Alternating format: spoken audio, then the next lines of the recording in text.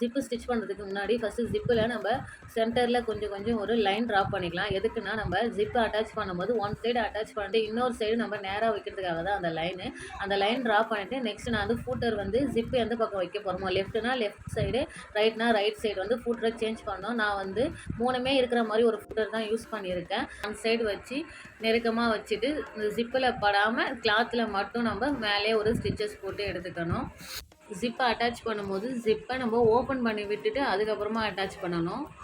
End வரைக்கும் ஜிப்பில் stitches போட்டுட்டு end வந்ததும் ஜிப்பை க்ளோஸ் பண்ணிவிட்டு இப்போ நம்ம ஃபூட்டரை திருப்பி இப்போ நம்ம ஸ்டிச்சஸ் போட்டுக்கிட்டு வந்தோம்ல அது பக்கத்துலேயே இன்னொரு ஸ்டிச்சஸ் 4 இன்ச்சுக்கு வர மாதிரி நம்ம போடணும். இன்னொரு சைடு நம்ம ஜிப்பு அட்டாச் பண்ணுறதுக்கு முன்னாடி ஃபூட்டரை நம்ம திரும்ப சேஞ்ச் பண்ணணும்.